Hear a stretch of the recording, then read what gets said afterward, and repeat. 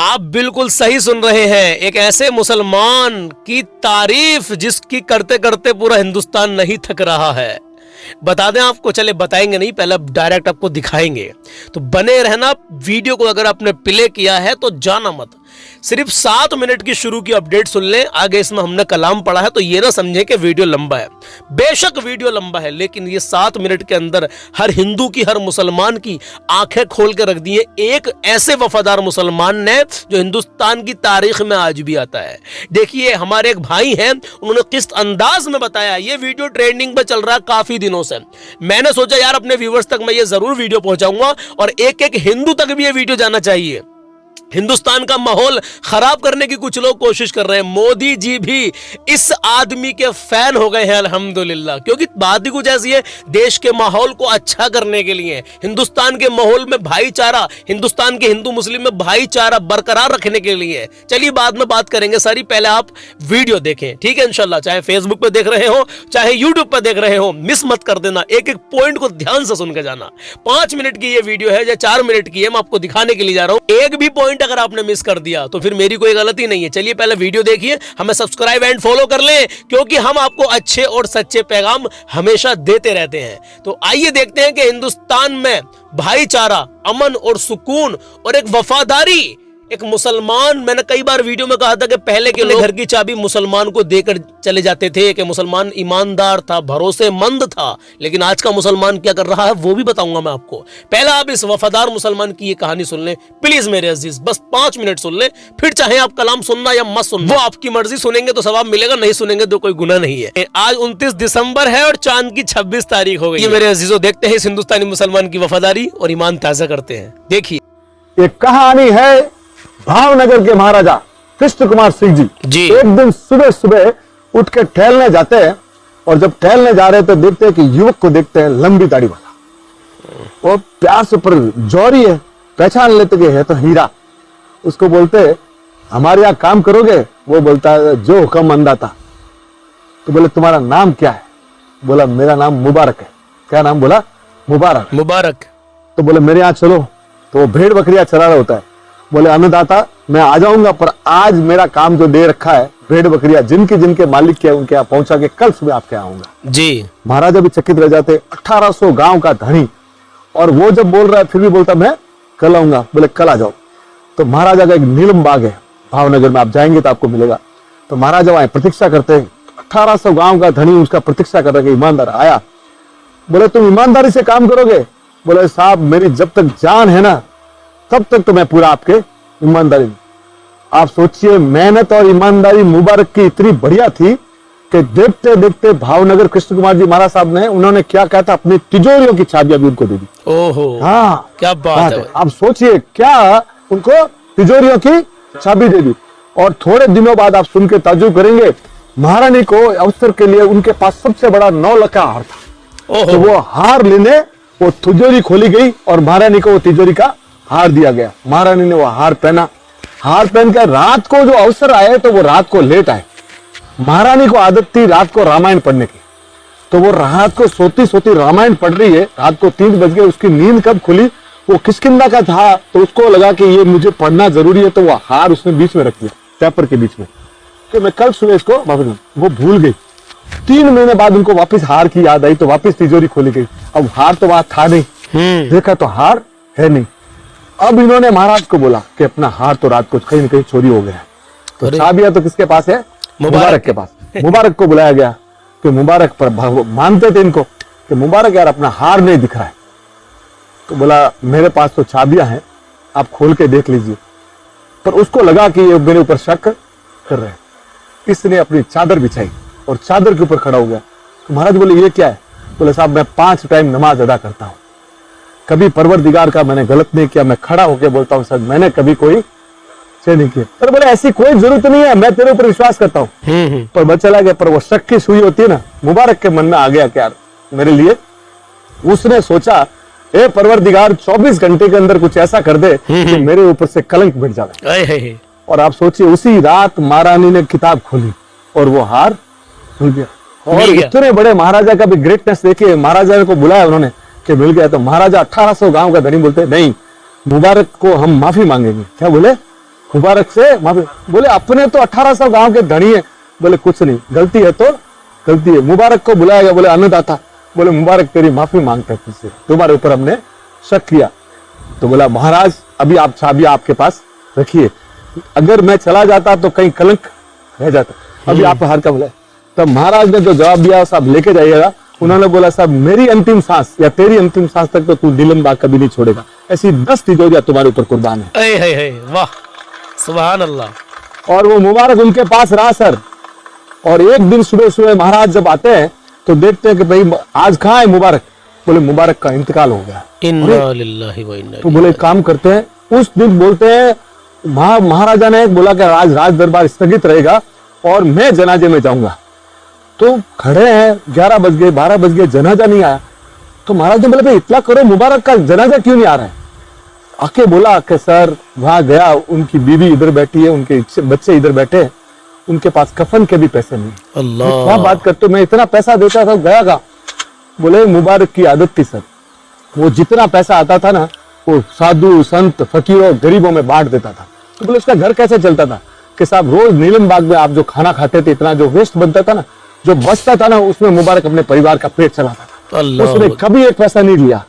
बोले क्या बात करते हो? बोले जिस दिन हम खाना नहीं खाते उस दिन वो पानी पी के सो गया आगे। और उसने तब महाराज के आंख में आंसू आ गया। उन्होंने बोला कि जनाजे के जो 4 कंधे होते हैं ना, उनको बोला गया कि 3 कंधे तो तुम आपस में बदलोगे। और राजकीय सम्मान दिया गया था उस जमाने में।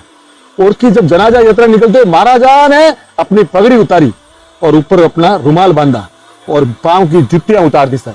और पूरे जनाजे में महाराजा गए और वहां जब कब्र में गया ना तो मिट्टी भी उन्होंने डाली। और आज भी अगर आप भावनगर जाएंगे ना तो वहां पे लिखा हुआ है कि the lock of Neelam Bagh slips here. क्या लिखा हुआ है? Lock of Neelam Bagh slips here. तो साहब आप सोचिए, उन्हीं परिवार को बाद में महाराजा ने बहुत बड़ी जमीनें दी। और उनके डॉक्टर अपने उनके बड़े फैमिली में डॉक्टर उमर भाई हुए महुआ में, उन्होंने भी।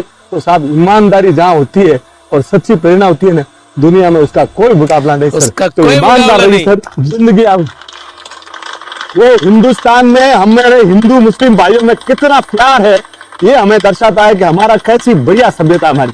Thank you sir, thank you sir, thank you sir, thank you sir, thank you sir, बहुत बहुत शुक्रिया। और इनका नाम है अयूब, नाम है शायद इनका, जिन्होंने ये कहानी सुनाई है। और ये सच्ची कहानी है, वाकई हकीकत है मेरे अजीजों। बात यहाँ पर सिर्फ इतना कहना चाहता हूँ आपसे, बने रहना, 1 मिनट की बात और सुन के जाना। 98% मुसलमान अभी मेरे अजीजों भटके हुए हैं, समझ नहीं पा रहे हैं। 2% ऐसे मुसलमान हैं जिनके अंदर सच्ची और पक्की ईमानदारी है। अगर किसी के 1 लाख रुपए भी कहीं पड़े हैं ना तो बंदा उठाने का नहीं है। ऐसे मुसलमान भी अभी हैं इस हिंदुस्तान के अंदर, इस दुनिया के अंदर। तो अभी सैकड़ों ऐसे अल्लाह के नेक बंदे हैं मेरे अजीजों, जिनकी मिसाल नहीं मिल सकती। लेकिन हमारे नौजवान भाई, हमारे ये आम मुसलमान समझने की कोशिश करें, ईमान बहुत बड़ी दौलत है। जिसके पास ईमान की दौलत है मेरे अजीजों, वो कहीं भी कभी भी मार नहीं खा सकता। अल्लाह की अता से अल्हम्दुलिल्लाह उसे हर जगह इज्जत मिलेगी। चलिए बहरहाल, अगर आपने ये वाकया पूरा सुना है तो दिल से मेरे अजीजों इस भाई के लिए भी दुआ करें और तमाम मोमिनीन के लिए दुआ करें कि अल्लाह हमें नेक अमाल करने की तौफीक अता फरमाए। आमीन या रब्बल आलमीन। 1 सेकंड मेरी बात और सुने। अल्लाह के नबी का फरमान मैं आपको बताता हूँ, फिर मैं आपको कलाम सुनाता हूँ। अगर आपके पास टाइम नहीं है तो आप जा सकते हैं वीडियो को छोड़ के। अगर टाइम है तो नबी का फरमान सुने और फिर तुरंत कलाम पढ़ता हूँ। ये जो आज मैं कलाम पढ़ने के लिए जा रहा हूँ, हमारी वालिदा की बहुत अच्छी फरमाइश रहती है इस कलाम की, बहुत पसंद करती हैं वो इस कलाम को, जो कलाम मैं अब पढ़ने के लिए जा रहा हूँ। पहला नबी का फरमान सुनिए।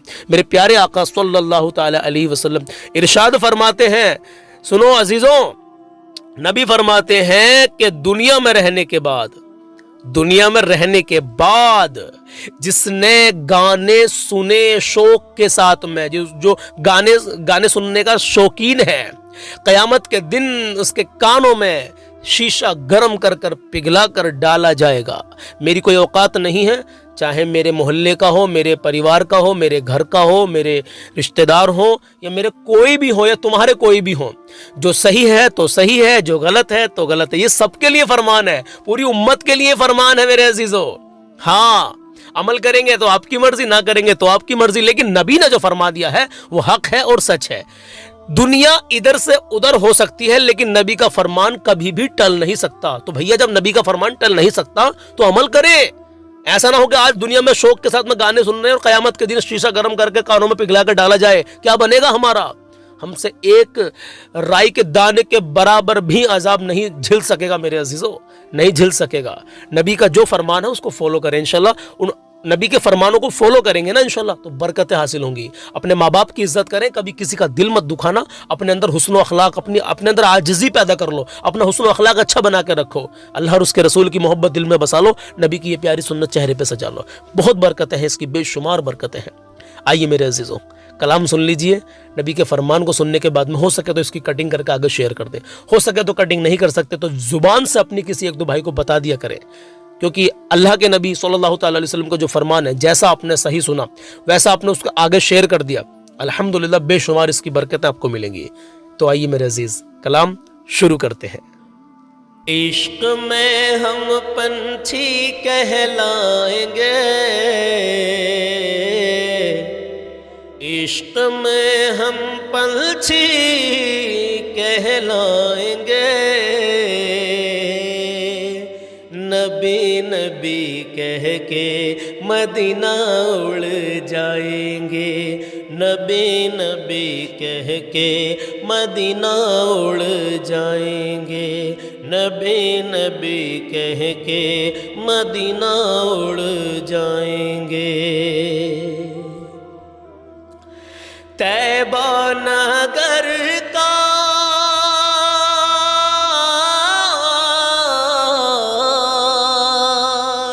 तैबा नगर का हम हैं कबूतर जी, हम हैं कबूतर, मीनारो गुंबद हमारा तो है घर, हमारा तो है घर। तैबा नगर का हम हैं कबूतर, हाँ हम हैं कबूतर, मीनारो गुंबद हमारा तो है घर, हमारा तो है घर। तो रोजे का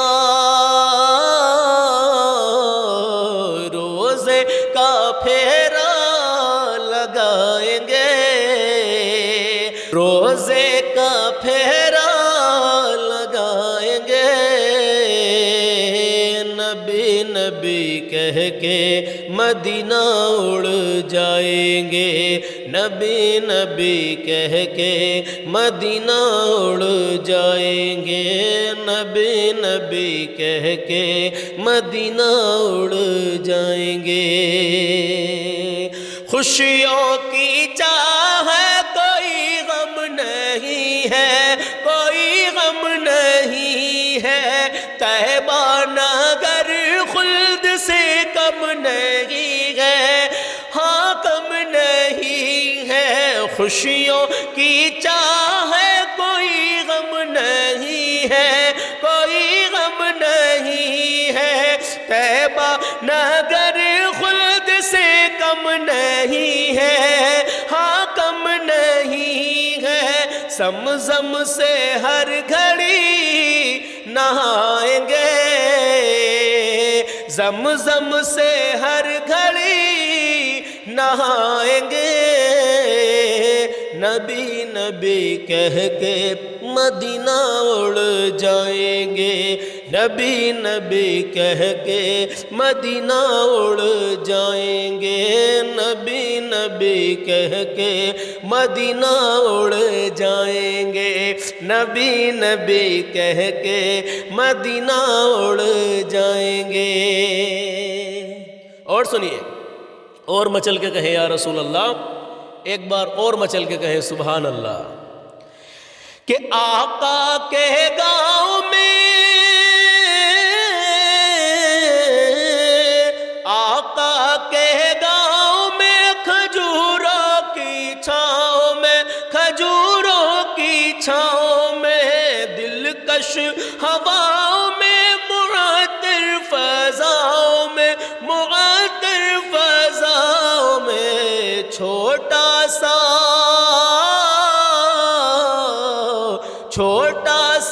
एक घर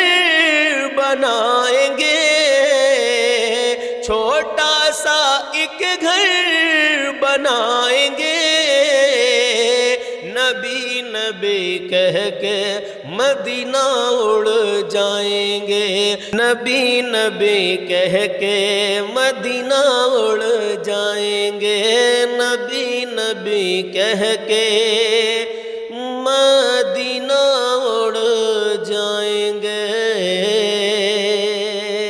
अब इस कलाम का आखिरी शेर सुने। मक्ते में शायर क्या लिखते हैं, कहे मचल गया रसूल अल्लाह। और हर आशिक रसूल की ये तमन्ना होती है क्या, कि सुनिए क्या चाहता है आशिक रसूल, कि परवाज को बालों पर दे या रब, पर दे या रब, नात कहने का हुनर दे या रब, हाँ दे या रब, परवाज सलमान को बालों पर दे या रब, हाँ दे या रब, परवाज को बालों पर दे या रब, हाँ दे या रब, नात कहने का हुनर दे या रब, हाँ दे या रब,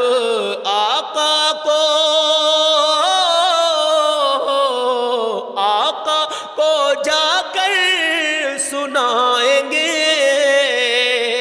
आका को जाकर सुनाएंगे, नबी नबी कह के मदीना उड़ जाएंगे, नबी नबी कह के मदीना उड़ जाएंगे, नबी नबी कह के मदीना उड़ जाएंगे। तो मेरे अजीजों, जैसा भी ये कलाम लगा हो बस दुआओं से नवाजें, अल्लाह अपनी बारगाह में कबूल कर ले। इंशाअल्लाह मिलते हैं कल सुबह 10 बजे। अपना ख्याल रखें, अल्लाह हाफिज़, दुआओं में याद रखें।